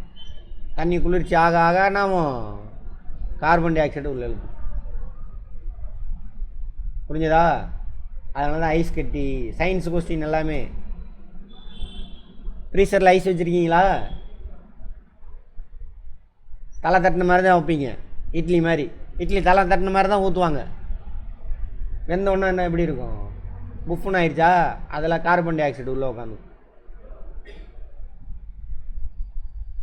கார்பன் டை ஆக்சைடு உள்ளே உட்காந்து, அதனால தான் புஃப்னு ஆயிடும். புரிஞ்சுதா? அதே தான் ஐஸ் கட்டிலையும் தலை தட்டின மாதிரி தான் நான் வைப்பீங்க ஃப்ரீசரில். ஐஸ் கட்டி ஆனவுன்னா பார்த்தீங்கன்னா அப்படி ஒரு புஃப்னு இருக்கும். ஏன்னா கார்பன் டை ஆக்சைடு அது உள்ளே எழுத்துக்கும். அது மாதிரி அதுதான் கான்செப்ட். தண்ணி குளிர்ச்சி ஆக ஆக வளிமண்டலத்தில் இருக்கக்கூடிய கார்பன் டை ஆக்சைடு என்ன பண்ணும்? அது உறிஞ்சிக்கும். குளிர்ச்சி ஆக ஆக ஐஸ் கட்டியாக மாறும், இன்னும் நிறைய உறிஞ்சிக்கும். அப்போ இங்கேருந்து வரக்கூடிய கடல் நீரோட்டத்தில் என்ன வாயு அதிகமாக இருக்கும்? கார்பன் டை ஆக்சைடு அதிகமாக இருக்கும். கார்பன் டை ஆக்சைடு எதுக்குங்க வேணும்? கார்பன் டை ஆக்சைடு எதுக்கு வேணும்? ஒளிச்சேர்க்கைக்கு வேணும். சரியா? இங்கேருந்து போகுதில்ல நீரோட்டம், அதில் என்ன இருக்கும்? வெப்பம் அதிகமாக இருக்கும். வெப்பம் எதுக்கு தேவை? அதுவும் ஒளிச்சேர்க்கைக்கு வேணும். ஒளிச்சேர்க்கைக்கு இந்த கார்பன் டை ஆக்சைடு தண்ணி தான் இருக்கே, தண்ணி தானே அது கடல் ஃபுல்லாக. H2O ப்ளஸ்ஸு வெப்பம், ஹீட்டு. அப்போ வெப்ப நீரோட்டத்தில் ஹீட்டு கிடச்சிருச்சு, குளிர் நீரோட்டத்தில் கார்பன் டை ஆக்சைடு கிடச்சிது. அதனால் இங்கே கடல் வாழ் உயிர்னால் அதிகமாக இருக்கும் அந்த ஏரியாவில். கடல் வாழ் தாவரம் பிளாங்டன், கடல் வாழ் நுண்ணுயிரி, அது தாவரம். 2 இருக்குது. பாக்டீரியா தான் அது. கார்பன் டை ஆக்சைடு எடுத்துக்கிட்டு சரியாக H2O ரிலீஸ் பண்ணும். அதேமாதிரி நான் சொன்ன சயின்ஸ் ஏதோ ஒரு இப்போ நியூஸில் வந்தது பாருங்கள், கரண்ட் அஃபேர் நியூஸில் வந்தது. நம்ம தரையில் வாழக்கூடிய எல்லா உயிரினங்களுக்கும் தாவரத்துக்கும் தேவையான ஆக்சிஜன் அதிகமாக யார் ப்ரொடியூஸ் பண்ணுறா? கடலில் உள்ளதான் அப்படின்னு நம்ம கிளாஸில் பார்த்தோம். கரண்ட் அஃபேரில் போட்டுருந்தான், இதுலேயோ நியூஸ் போட்டுருந்தோம். சரி, இதை கவனிங்க. அப்போ வெப்ப நீரோட்டத்துலேருந்து வெப்பம் எடுத்துக்கும், கடல் நீரோட்டம் கார்பன் டை ஆக்சைடு எடுத்துகிட்டு என்ன ஆகும்? அந்த தாவரம் நல்லா வளரும். அப்போ தாவரம் அங்கே நல்லா இருந்தால் என்ன ஆகும்? மற்ற விலங்குகள்லாம் அதிகமாக இருக்கும். கடல் நீரோட்டமும் குளிர் நீரோட்டம் சேர இடத்துல அதிக மீன்கள் கிடைக்கும். அங்கே பக்கத்தில் உள்ள நாடு மீன்பிடி தொழிலில் ஈடுபடுவாங்க. இங்கே பாருங்க, கனடா மீன்பிடியில் முக்கியமான இடம். அதேமாரி கண்டத்திட்டு பார்த்தோமா இங்கே கிராண்ட் பேங்க், அதேமாரி பெருநாடு. இது வெப்ப நீரோட்டம், இது குளிர் நீரோட்டம். இவனும் மீன்பிடி தொழில் தான் அதிகமாக ஈடுபடுவான். அதேமாதிரி இங்கே இதில் பசிபிக்கில் அங்கேருந்து வரும், ஜப்பான் வழி அப்படி கிராஸ் ஆகும். அங்கேருந்து ஒரு குளிர் நீரோட்டம் கிராஸ் ஆகும். ஜப்பானில் முக்கியமான உணவு இது மீன். இது கண்டத்திட்டு ஒரு காரணம். இன்னொன்று இது 2 குளிர் நீரோட்டம் வெப்ப நீரோட்டம் சேர்ற இடம். அங்கெல்லாம் மீன்பிடி தொழில் சிறப்பாக இருக்கும். எல்லாமே ஐஏஎஸ் கொஸ்டின் பார்த்துக்கோங்க. எல்லாம் மொக்க கொஸ்டின் ஐஏஎஸில் கேட்டிருந்தாங்க. ஓ ஆமாம், பயங்கரமாக ஒன்றுமே கிடையாது. எந்த புக்கில் இருக்குது இதெல்லாம்? இது எத்தனாவது புக்கு? இது 9th புக் நம்ம புக்கில் இருக்குது. ஒரு கூமுண்டையன் சொல்கிறான், தமிழ்நாடு புக் கல்வித்தரம் சரியில்லைங்க. நான் பேசுகிறேன் அங்கே சரியில்லை தான் அவன் சொல்கிறான். சங்கிமேங்கி கவர்னர் அவன் புக்கு எடுத்து பார்த்தீங்கன்னா அதோட இவ்வளோ விஷயம் இருக்குது நம்ம புக்கில். சரி, அடுத்தது கடல் நீரோட்டம் என்று அழைக்கப்படும். பெருங்கடல்கள் மேற்பரப்பிலும் அதன் அடி ஆழத்திலும் ஒரு குறிப்பிட்ட திசையில் நகரும் நீரினை கடல் நீரோட்டம் என்று அழைக்கின்றோம். பெருங்கடல் நீரோட்டங்கள் வட அரைக்கோளத்தில் கடிகார திசையிலும் பார்த்தாவே தெரியும். வட அரைக்கோளத்தில் கடிகாரம், ஆமாம் தானே, கடிகார திசை இப்படி சுற்றும். தென் அரைக்கோளத்தில் எதிர் கடிகார திசையில் சுற்றும். ஆமாவா? கடிகாரம் எப்படி சுற்றும்? இப்படி தான் சுற்றும். கடிகாரம் முள் எதிர் கடிகாரது அதுக்கு ஆப்போசிட். இது கிளாக் வைஸு, இது ஆன்டி கிளாக் வைஸ். இதுவும் கொஸ்டின் பார்த்துக்கங்க. வளிமண்டலம் எப்படி சுற்றும்? சைக்ளோன் வட அரைக்கோளத்தில் ஆன்டி கிளாக் வைஸ் சுற்றும். தென் அரைக்கோளத்தில் கிளாக் வைஸ் சுற்றும். கம்பேர் பண்ணி பார்த்துக்கங்க. கடல் நீரோட்டங்களை உருவாக்கும் காரணி பூமியோட சுழற்சி, வீசும் காற்று, கடல் நீரில் ஏற்படக்கூடிய வெப்பம், உவர்ப்பியம், இதில் இருக்கக்கூடிய வேறுபாடு. வெப்பம் அதிகமாக இருந்தாக்க வெப்ப நீரோட்டம், குளிர் அதிகமாக இருந்தால் குளிர். துருவ பகுதியிலேருந்து வரக்கூடியது என்ன நீரோட்டம்? குளிர் நீரோட்டம். பூமத்திய ரேகை பகுதியிலேருந்து போகிறது வெப்ப நீரோட்டம். ஒரு கண்டத்தோட கிழக்கு கடற்கரையில் என்ன நீரோட்டம் இருக்கும்? வெப்ப நீரோட்டம். மேற்கு கடற்கரையில் குளிர் நீரோட்டம். அண்டார்டிகா மேற்கு கடற்கரை. கடற்கரை இங்கேருந்து பார்க்கணும். கடலில் பார்த்தீங்க அப்படின்னா கடலோட கிழக்கில் குளிர் நீரோட்டமும் மேற்கில் வெப்ப நீரோட்டம்னு சொல்லணும். கடற்கரையிலேருந்து பார்த்தீங்கன்னா இருக்கும் கண்டத்தோட மேற்கு கடற்கரையில் குளிர் நீரோட்டம், கிழக்கு கடற்கரையில் வெப்ப நீரோட்டம். அதே தான் இங்கே எல்லாத்துக்குமே அதே தான் பொருந்தும். குளிர் நீரோட்டம் அங்கேருந்து வரும் குளிர் நீரோட்டம். இங்கே மட்டும் வித்தியாசமாக என்ன ஆகுனா, இங்கே ஒரு அலாஸ்காவில் மட்டும் ஒரு வெப்ப நீரோட்டம் ஓடுது. அங்கே ஏதாவது டிஎன்பிசியில் கேட்ட கேள்வி பார்த்துக்கோங்க. இந்த படத்தை போட்டு இங்கே என்ன நீரோட்டம்னு கேட்பான். இங்கே அலாஸ்கா, இதுதான் அலாஸ்கா, அது அலாஸ்கா நீரோட்டம். என்ன தன்மையிலான நீரோட்டம்னு கேட்டான். என்ன தன்மை? இது வெப்ப நீரோட்டம். ஓகேவா? இது கலிஃபோர்னியா கரண்ட், குளிர் நீரோட்டம். கலிஃபோர்னியா மாகாணம் இங்கே இருக்குது, கலிஃபோர்னியா கரண்ட். அது மாதிரி அங்கங்கே இருக்குது. கடல் நீரோட்டங்கள் வெப்பத்தின் அடிப்படையில் வெப்ப நீரோட்டம், குளிர் நீரோட்டம் என அழைக்கப்படுகிறது.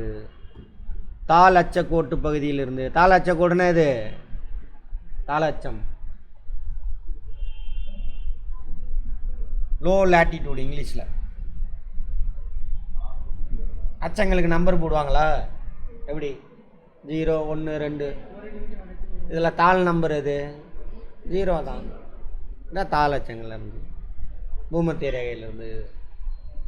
தாளச்சங்களிலிருந்து உயரச்சங்களை நோக்கி செல்லக்கூடியதானே இது வெப்ப நீரோட்டம். உயரச்சத்திலிருந்து 90 டிகிரி இருக்குல்ல, அங்கே துருவ பகுதியை ஒட்டி, அங்கேருந்து வரக்கூடியது எப்படி? குளிர் நீரோட்டம். இது வரைக்கும் எல்லா கிளாஸ் கரெக்டாக அட்டன் பண்ணியிருந்தீங்கன்னா அப்படியே கொஞ்சம் கொஞ்சமாக ஆட் ஆகிட்டே வரும்.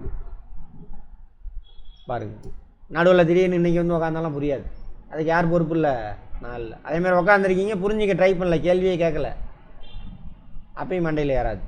அதுக்கு நான் பொறுப்பு இல்லை. அடுத்தது நீங்கள் தான் எப்படி படிக்கணும் என்னன்னு சொல்லி கொடுத்துட்டாங்க. அதை கரெக்டாக ஃபாலோ பண்ணால் ஈஸி, ஒன்றுமே இல்லை. அது ஃபாலோ பண்ணலன்னா கஷ்டம்தான். நிறைய சொல்லித்தராரு சாருமானுங்க. நாங்கள் உள்ளதை தவிர வேறு எதுவுமே எக்ஸ்ட்ராவே சொல்லலை. 10வது வரைக்கும் இருக்கிறது தான். சரியா? இது தெரிஞ்சுன்னா போதும் ஏஎஸ்க்கு. நம்ம ஊரில் குரூப் 2லாம் பாஸ் ஆகிருப்பான். இதெல்லாம் என்னடான்னு போய் கேளுங்க. அதை அப்போ படித்தா மறந்துடுச்சிங்கம்மா, நான் புரிஞ்சு படிக்கலை, ஏதோ மனப்பாடம் பண்ணால் கொஸ்டின் ஆன்சர் வாங்கி எடுத்துகிட்டு வந்துட்டான். அப்படின்னா என்னென்னு கேட்டால் கூட தெரியாது அவனுக்கு. அது ஏங்க உருவாகுது தெரியாது, புரிஞ்சு படிக்கலை. நீ தான் ஒரிஜினலாக புரிஞ்சு படிக்கலை. அப்படியே புரியாமல் படிச்சுட்டு இருப்பான். அவன்கிட்ட போய் இதை லைட்டாக காது கொடுத்து கேட்டிங்கன்னு வச்சுக்கோ, அவளெல்லாம் கேட்க மாட்டாங்க. நீ எப்போ அவளை படிக்கிற, போப்பான்றான். ஏன்னா அவன் படிக்கலை. சரியா? அது மாதிரி மாட்டிக்காதீங்க. அது ஒன்றதுக்கும் உதவாது. அதுக்கு பேர் படிப்பே கிடையாது, நொடிப்பு. வார்த்தையை மனப்பாடம் பண்ணி வாந்தி அடிக்கிறது என்னது? அது பிரோஜனமே இல்லை. தாளச்சக்கோட்டு பகுதியிலிருந்து உயரச்சக்கோட்டு பகுதிகளை நோக்கி நகர நீரோட்டங்கள் வெப்ப நீரோட்டங்கள் என அழைக்கப்படுது. படமே பார்த்துட்டீங்க, படத்தை வச்சு புரிஞ்சிக்கலாம். எடுத்துக்காட்டு: அட்லாண்டிக் பெருங்கடலில் கல்ஃப் வளைகுடா நீரோட்டம், பசிபிக் பெருங்கடலில் வட பசிபிக் புவியிடைக்கோட்டு நீரோட்டம். கல்ஃப் இதான் மெக்சிகோ கல்ஃப் இருக்குல்ல, மெக்சிகன் கல்ஃப். இப்போ கூட இது கரண்ட் அஃபேரில் வந்துச்சு. இது மெக்சிகன் கல்ஃப். என்ன கரண்ட் அஃபேர் பாருங்கள், யாருமே படிக்கிறதில்ல. மெக்சிகன் கல்ஃப் அப்படிங்கிறத மெக்சிகோ வளைகுடாங்கிறத நான் அமெரிக்க வளைகுடான்னு மாற்றிடுவேன்னு மாற்றிட்டான் ட்ரம்ப்பு. ஆனால் மெக்சிகோங்கிறது வேறு நாடு, இங்கே இருக்கிற நாடு. எல்லாம் பாலிட்டிக்ஸ். சரி விடுங்க, அதில் கரண்ட் அஃபேரில் வந்துச்சு, வரும். கல்ஃப் வளைகுடா, வளைஞ்சு குடம் மாதிரி இருக்கா, வளைகுடா கல்ஃப். அதனால் அங்கே அப்படி போகிறான். அந்த கல்ஃப் வழியாக போனால் கல்ஃப் ஸ்ட்ரீம் அப்படியே போகும். அது இழுத்துட்டு அப்படியே போயிடும் இந்த பக்கம். அந்த காற்று என்ன காற்று? Westerly, south westerly. இந்த காற்று இங்கே தானே பூமத்திய ரேகை தாழழுத்த மண்டலம், அது இங்கேருந்து தான் அங்கே காற்று வீசும். அதை போய் எடுத்து பாருங்கள், தயவு செஞ்சு பாருங்கள். அடுத்து அது ஒன்று. இன்னொன்று என்ன போட்டிருக்கான்? பசிபிக்கில் நார்த் ஈக்குவேட்டரியல் கரண்ட். இது ரெண்டு என்ன எதுக்கு சொல்கிறான்? எடுத்துக்காட்டா ரெண்டு மட்டும் எக்ஸாம்பிளாக கொடுத்துருக்கான், அவ்வளோதான். உயரச்ச பகுதியிலிருந்து துருவ மண்டலம், தாளச்ச பகுதிகள் நோக்கி நகரும் நீரோட்டங்கள் என்னது? குளிர் நீரோட்டங்கள். அட்லாண்டிக் பெருங்கடலில் உள்ள லேப்ராடர் நீரோட்டம். லேப்ராடர் இங்கே இது இருக்குல்ல, இதான் லேப்ராடர் நீரோட்டம். அப்படி வரும். பசிபிக் பெருங்கடலின் பெருவியன் நீரோட்டம். பெருநாடுங்க தான் இருக்கும், இந்த இடத்துல இருக்கும். இதில் வந்து எதுக்கு எடுத்துக்காட்டு? குளிர் நீரோட்டத்துக்கு எடுத்துக்காட்டு. தேசிய கடல்சார் நிறுவனம் 1996 உருவாக்கியிருக்கானுங்க. National institute of oceanography.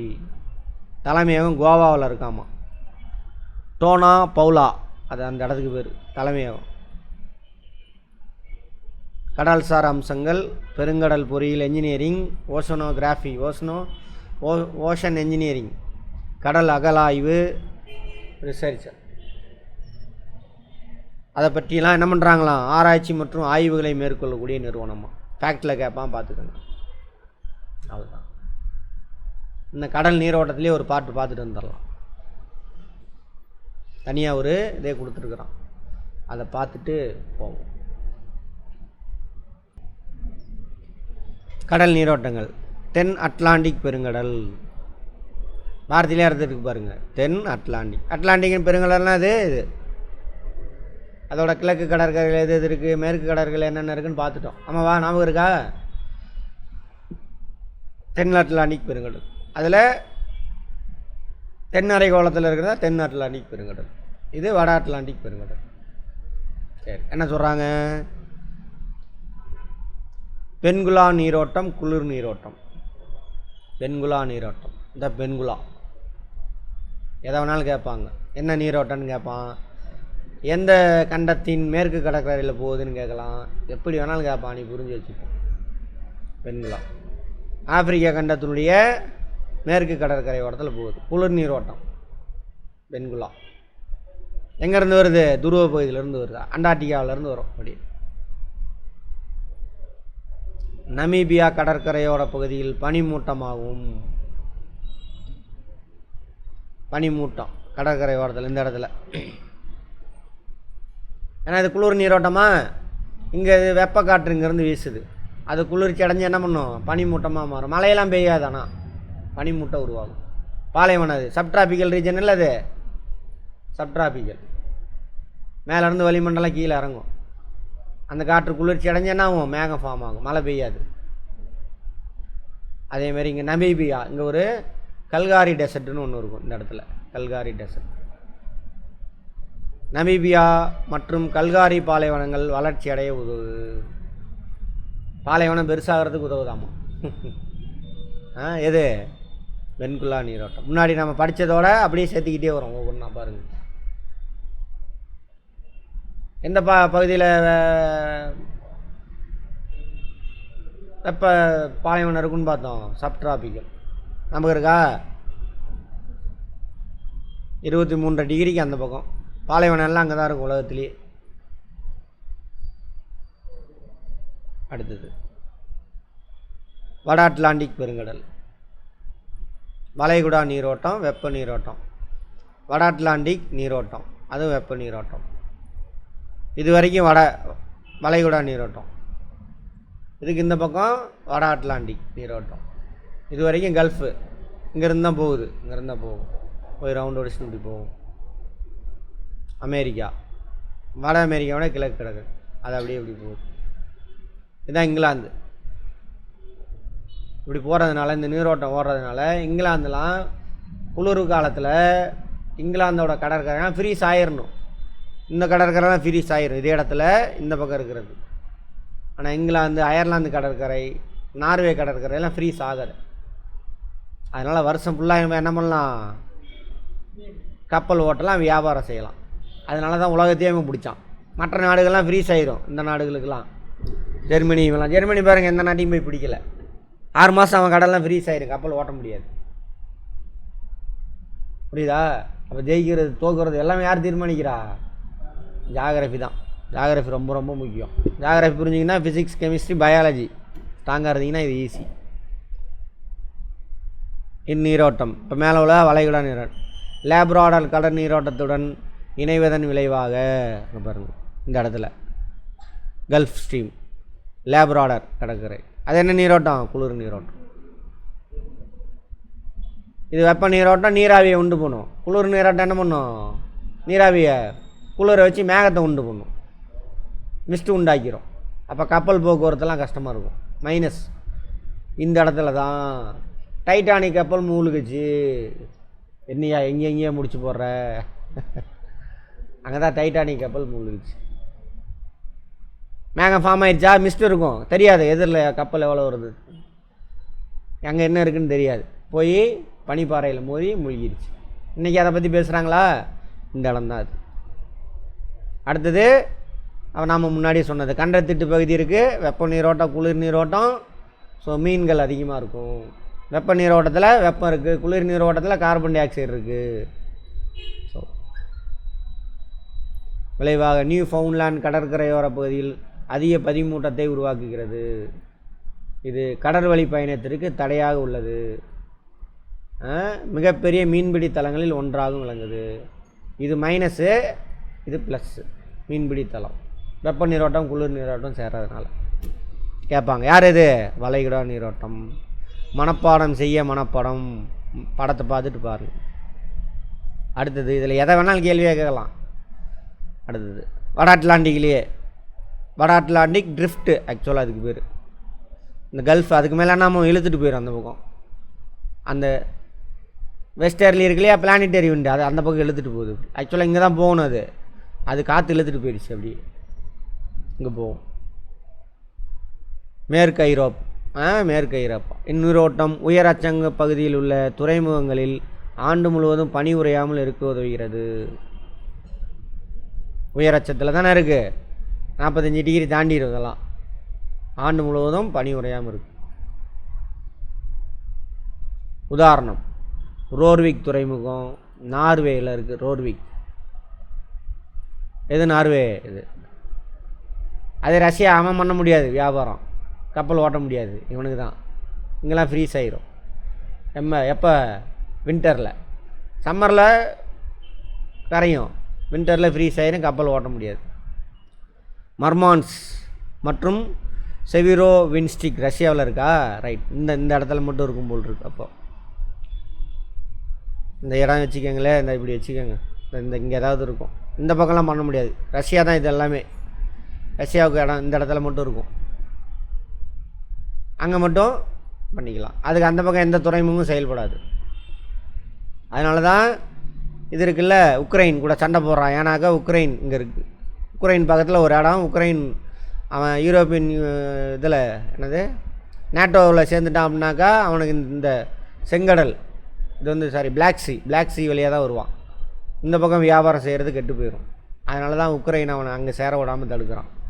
Ukraine எங்கேருந்து பிரிஞ்சு போனது? USSR international history. இது கரண்ட் அஃபேரில் வரும், வாட்ச் பண்ணுங்கள் இதெல்லாம். அடுத்து லேப்ராடர் குளிர் நீரோட்டம். எங்கேருந்து வரும் குளிர் நீரோட்டம்? அங்கேருந்து வரும் லேப்ராடர், உயரச்சங்கள்லேருந்து. அடுத்தது கேனரி நீரோட்டம். அங்கேருந்து வரும் பொழுது லேப்ராடர். அது அப்படியே இங்கே வரும் பொழுது கேனரி. எங்கே? இந்த அதை தான் அப்படியே வரும் கேனரின்றாங்க.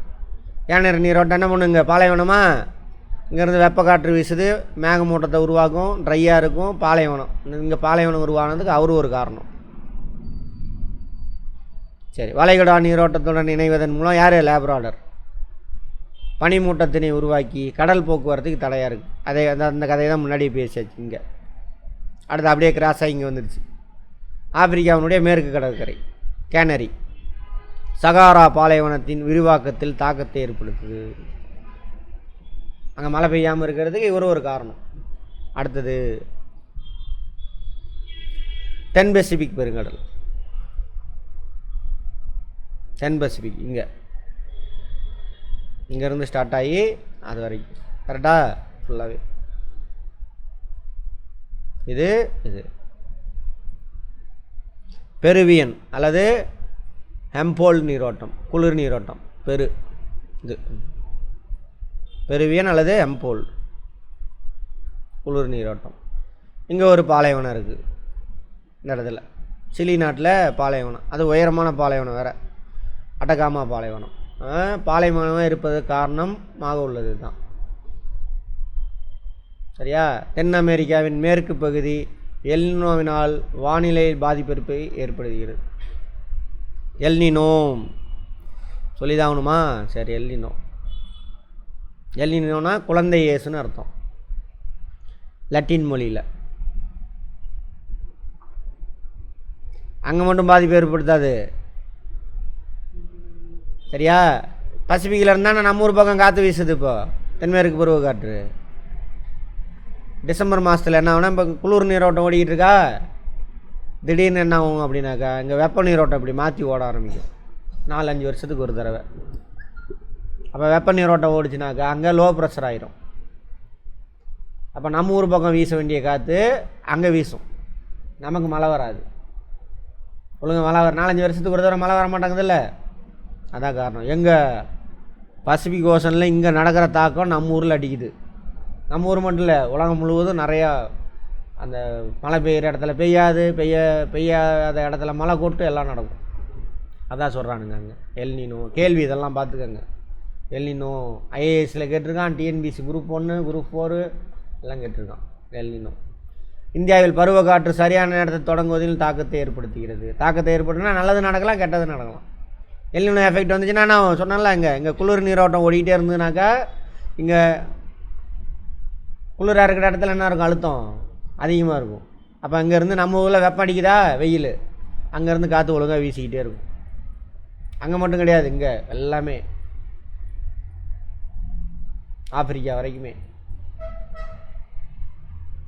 திடீர்னு குளிர் நீரோட்டம் ஓடிக்கிட்டு இருந்த இடத்துல வெப்ப நீரோட்டம் ஓடிச்சுன்னா லோ ப்ரெஷர். இங்கே அங்கே லோ ப்ரெஷராக இருந்தால் காற்று நம்ம பக்கம் வராது, அப்போ நம்ம ஊரில் மழை பெய்யாது.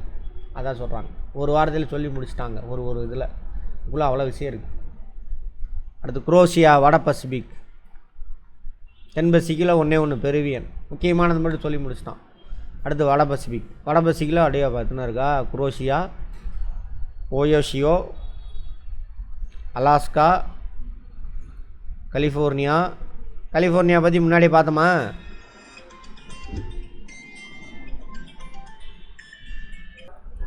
வட பசிபிக்கில் மொத்தம் 4 கொடுத்துருக்கான். முக்கியமானது குரோஷியா, வெப்ப நீரோட்டமா, இந்த குரோஷியா. அப்போ இந்த பகுதியில் என்ன ஆகும், ஈரப்பதம் கொடுக்கும். அப்போ ஜப்பான் கிப்பான்லாம் கிராஸ் ஆகும்போது தானே ஆகும், குளிராக இருக்கும். ஈரப்பதத்தில் க்ளவுடு ஃபார்ம் ஆகும், அந்த பிரச்சனை. அடுத்து அங்கே இருக்குது பாருங்கள், ஒயாஷியோ, ஜப்பான் பக்கத்தில் 2 சேர்ற இடம். இந்த இடம் குளிர் நீரோட்டம் வெப்ப நீரோட்டம் சேர்ற இடம். அப்போ என்னது, சிறந்த மீன்பிடித்தலம். அதான் குரோஷியா. அருகிலுள்ள பகுதிக்கு அதிக அளவில் வெப்பத்தினை கடத்துவதனால் காற்று விரிவடைந்து மேகமூட்டத்தை உருவாக்கி மழை பொழிவை கொடுக்கும். காற்று விரிவடைகிறதுனால ஈரப்பதத்தை அள்ளிட்டு போகும்.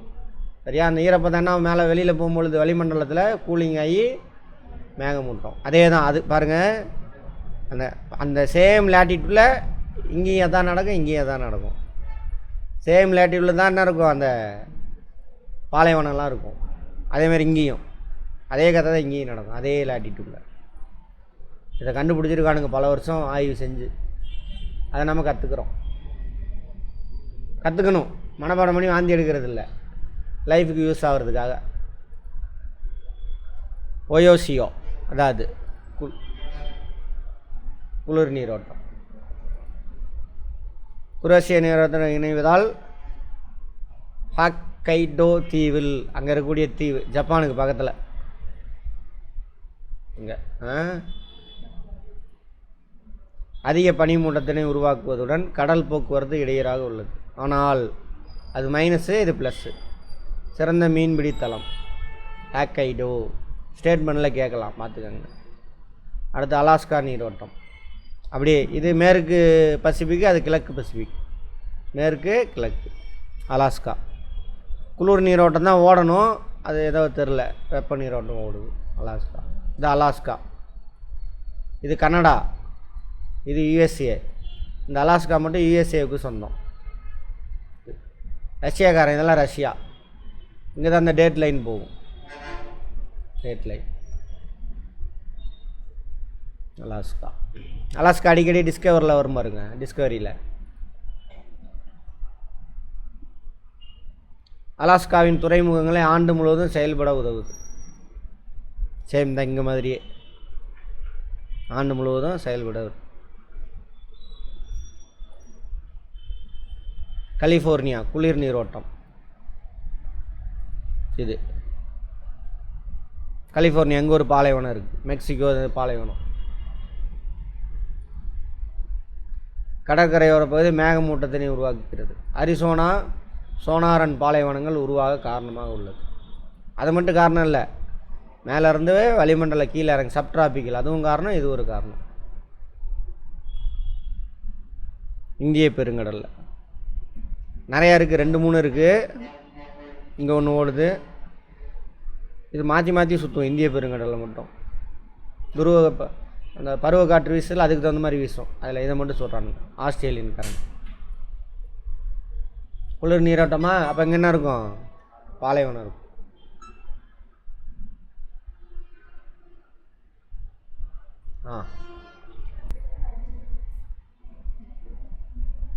இது அப்போ இது பாலைவனம். இங்கெல்லாம் பாலைவனம், எல்லாம் குளிர் நீரோட்டம் தான். அங்கே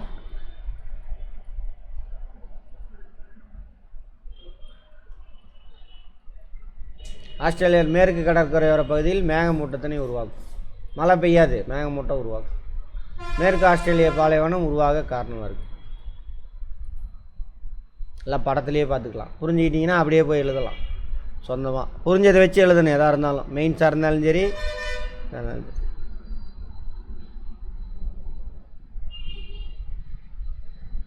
கடல் வளங்கள், ரிசோர்ஸஸ். கடல்லேருந்து நமக்கு மனிதனுக்கு என்னென்னலாம் பயன் கிடைக்குது. கடல் நீர் மற்றும் கடலில் அடிப்பகுதியில் காணப்படக்கூடிய உயிர் உள்ள மற்றும் உயிரற்றவைகளை நாம் கடல் வளங்கள் என்கின்றோம். கடல் நீர்னால் என்னவா மாறுது? காவேரியாக மாறுதா? ஆவியாக.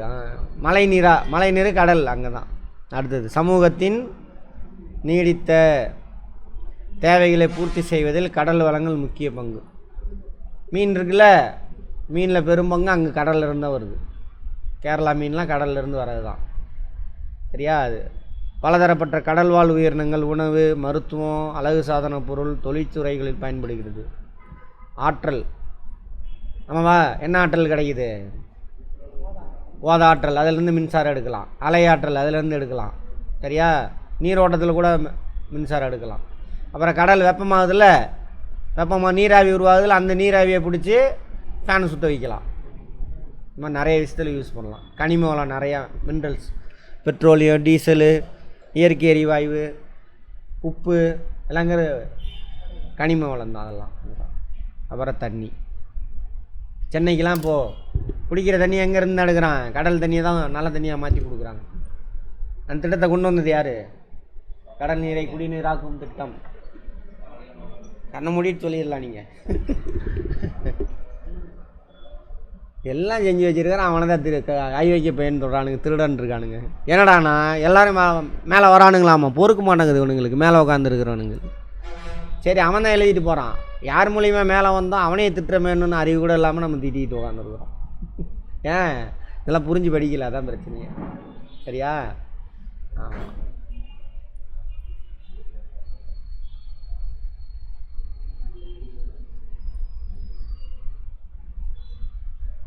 கடல் வளங்கள், வள ஆற்றல் வளங்கள். மின்சாரம் எடுக்கலாம், எரிசக்தி, கனிமங்கள், எரிசக்தி கனிமங்களா? இது எதுக்கு வருது? சரி, அதான் அந்த பெட்ரோலு, டீசலு, இயற்கை எரிவாயுலாம் எடுக்கிறோம்ல, அது ஓத ஆற்றல், அலை ஆற்றல், இது மாதிரி நிறையா இருக்குது. மின்சாரம் தயாரிக்கிறோம் அதில். கனிமவளங்கள், பெட்ரோலியம், இயற்கை வாயு, உலோகத்தாது, நிறையா மினரல்ஸ்லாம் கிடைக்குது. மணல் கிடைக்குது, சரளக்கல் அங்கேருந்து எடுத்து பில்டிங் கட்டுறதுக்கெலாம் யூஸ் பண்ணுறாங்க. உயிரி வளங்கள், மீன், பிளாங்டன் சொன்னால சின்ன நுண்ணுயிரி, கடல் புற்கள், பாசி. அந்த ஜப்பானுக்காரனுங்க கடல்லேருந்து கிடைக்கிற எல்லாத்தையுமே திம்பானுங்க. பாசியெல்லாம் சாப்பாடாக சாப்பிட்றானுங்க எல்லாமே. ஆமாம், பாசி என்னது? அது ஒரு தாவரம் தானே, சாப்பிட வேண்டியது தான். அதில் என்ன இருக்குது? நம்ம கீரை சாப்பிட்றோம்ல, கீரை பல செல் உயிரி, அது ஒரு செல் உயிரி, அப்படி தான். உலகின் நீளமான பவளப்பாறை திட்டு, தி கிரேட் பேரியர் ரீஃப். பவளப்பாறை சொன்னோம்ல, ஆஸ்திரேலியாவினுடைய கிழக்கு கடற்கரையில் இருக்கும். இங்கே தான் பவளப்பாறை திட்டு. கோரல் ரீஃப், பவளப்பாறை, தமிழில் இன்னொரு பேர் முருங்கை. அயன துணை அயன மண்டலத்தில் தான் அது இருக்கும், உலகத்திலே பெருசு.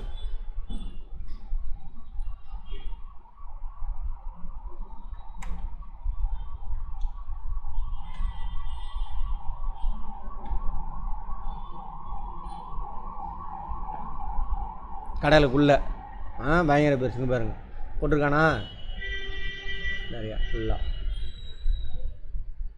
திரும்ப பார்ப்போம். பவளப்பாறை 2900 தனித்தனி பவளத்திட்டுகளையும் 900 தீவுகளையும் உள்ளடக்கி 2000 சதுர கிலோமீட்டர் இருக்காமா. 2000 கிலோமீட்டர் நீண்டு, அப்படியாப்பா 2000 கிலோமீட்டர்னா இங்கேருந்து டெல்லி வரைக்கும் போகுது.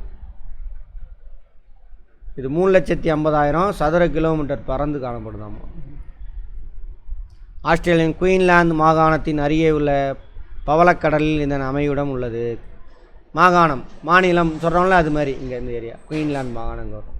இந்த ஏரியா 5-6 மாகாணமாக பிரிச்சிருப்பாங்க ஆஸ்திரேலியா. குயின்லாந்து மாகாணத்து கிழக்கு கடற்கரையில் இருக்குது. விண்வெளியிலிருந்து இப்பவளத்திட்டை காணலாம்.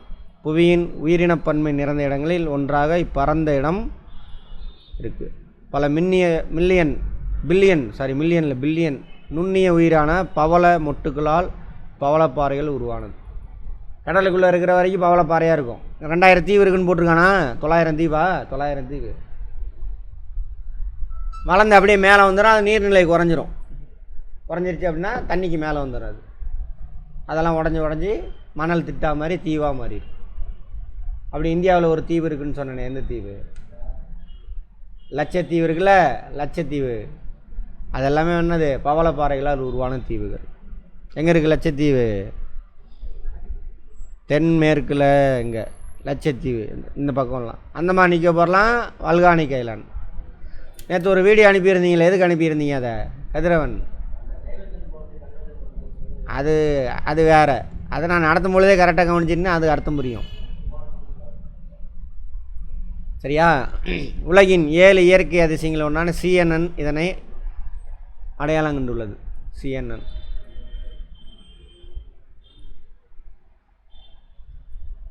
கடல் வளங்களை பாதுகாத்தல். புவி மற்றும் மனித குலத்தின் உயிரோட்டமாக பெருங்கடல்கள் உருவாங்குது. உயிரோட்டம் நமக்கு அங்கே இருந்தால் எல்லாமே கிடைக்குது. கடல் வளங்களையே சார்ந்துள்ளது. பொருளாதார மேம்பாடு, சமூக நல்வாழ்வு, வாழ்க்கை தரம் எல்லாத்துக்கும் கடல் வளம் தேவைப்படுது. எண்ணெய் வளம் கிடைக்கிது, அங்கே பெட்ரோல் இதெல்லாம் கிடைக்குதா. முக்கிய மீன்பிடி தலமாக இருக்குது, சாப்பாடு கிடைக்கிது. மரபு சாரா எரிசக்தி, non conventional fuels, energy resource, wind energy, விண்டுங்கிறேன், டைடல் எனர்ஜி, வேவ் எனர்ஜி, இதெல்லாம் வந்து என்னது? மரபு சாராது, பட்டு நான் பொல்யூட்டன், அசுத்தம் உண்டு பண்ணாது. பெட்ரோலியம் நிலக்கரி அடித்தோம்னா என்ன கிடைக்கும்? பசுங்குடியில் வாய்கள் வெளியேறும். இதில் அப்படி கிடையாது. சிறிய பெரிய தூய்மைகள் வர்த்தக மேம்பாட்டிற்கு பெருமளவு உதவுகிறது.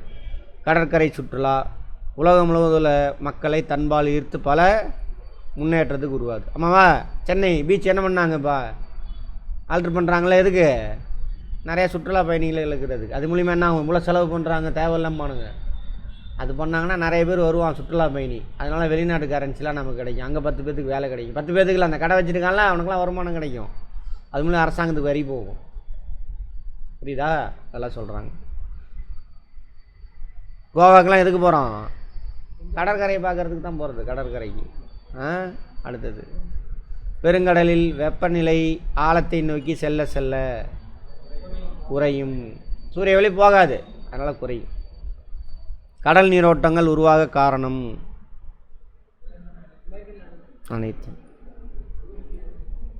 ஓகேவா? கீழ்கண்ட கூட்டுகளை ஆராய்க. மீன்பிடி தலங்கள் பெரும்பாலும் அகலமான கண்டத்திட்டு பகுதியில் காணப்படுகிறது.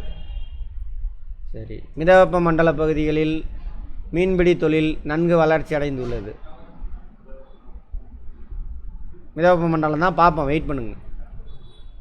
டவுட்டு இது ஓகே. மீனின் முதன்மை உணவான தாவர ஊட்டச்சத்து வளருவதற்கு வெப்ப நீரோட்டம் குளிர் நீரோட்டம் இணைவதே காரணம். சரி. அதான் பிளாங்டன் இருக்குல்ல அது. இந்தியாவின் உள்நாட்டு மீன்பிடி தொழில் குறிப்பிடத்தக்கதாகும். அதை பற்றி இங்கே எதுவும் பேசலை, அதெல்லாம் விட்டுலாம். இப்போ என்ன கேட்குறான், சரி 1 3 இருக்கணும், இருக்கா? இருக்குது, அவ்வளோதான். கடலடி மலை தொழில் உருவாக காரணம் புவித்தட்டு விலகுதல், அதான் டைவர்ஜன் பவுண்ட்ரி, விலகுதல், டைவர்ஸ். சேர்ற இடத்துலையும் மடிப்பு மலை உருவாகும், அதான் அதில் 2வது பாட்டில் வந்துச்சு. இமயமலை 2 பிளேட்டும் திக்னஸும் டென்சிட்டியும் ஈக்குவலாக இருந்ததுன்னா என்ன உள்ளே போகாது. ஸோ என்ன ஆகும், அது அங்கே தான் மடிப்பு மலை உருவாகும். 2 ஈக்குவலாக இருக்காங்களே, யாரும் அடியில் இறங்க மாட்டாங்க, மடிப்பு மலை உருவாகும். அப்படி உருவானா தான் இமயமலை. இன்னும் வளர்ந்துக்கிட்டே இருக்குது. எந்தெந்த தட்டு? யூரேசியன் தட்டு மேலே இந்தோ ஆஸ்திரேலியன் தட்டு மோதுது. கடல் மட்டத்தின் கீழ் உள்ள நிலத்தோற்றங்கள் வரிசைகரமாக எழுதுக. எந்த வரிசை சொல்கிறான்? ஏரியா வச்சு சொல்கிறானா? சரி ரைட். இங்கே கண்டத்திட்டிலேருந்து போனால் இதுதான். ஏரியா வச்சு சொன்னாக்கா வேறு மாதிரி வரணும்.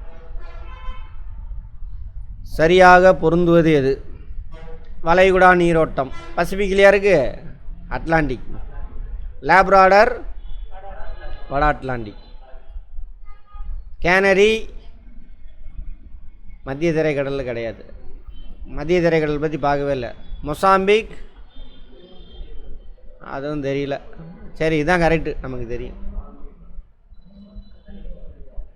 வரைபடங்களில் கடல்கள் எப்பொழுது நீல நிறத்தில் கொடுக்கப்படும், ஆமாவா?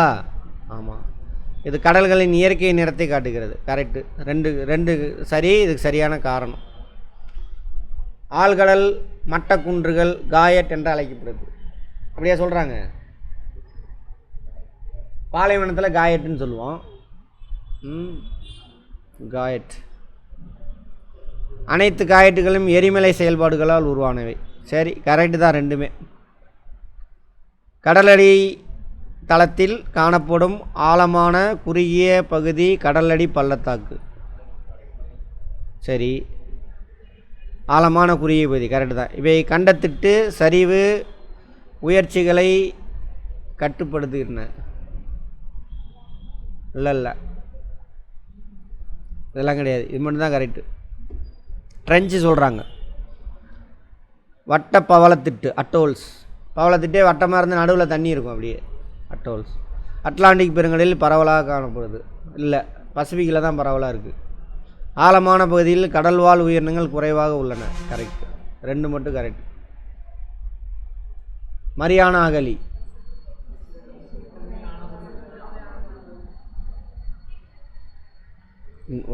பூமியிலே ஆழமான இடம் தான் இயற்கையில். Great barrier reef. உயர்வோதம். அதிக மழை.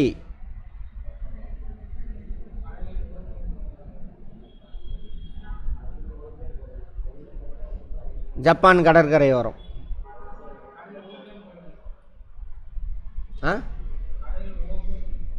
சரி பார்ப்போம், இருங்க, வெயிட் பண்ணுங்க. அதுவும் வரும். குரோசியா நீரோட்டம் ஜப்பான் கடற்கரை, ஆமாவா? குரோசியா கரெக்டு தானே? அப்போ இதை 5 வச்சுக்கோங்க. கண்டச்சரிவு 2ஆம் நிலை நிலத்தோற்றம். ரைட். மழை அதிகமாக பெய்யும் பொழுது தானே உவர்ப்பியும் கம்மியாக இருக்கும். தண்ணி நல்ல தண்ணி அதிகமாக செய்கிறதில்ல, உப்பு போட்டு வச்சுருக்கீங்க, அந்த உப்பு போட்டுற தண்ணியில் கொஞ்சம் தண்ணி ஊற்றுங்க, நல்ல தண்ணி. உப்போட அளவு என்ன ஆகும், குறையுமா? அதான், அவ்வளோதாங்க.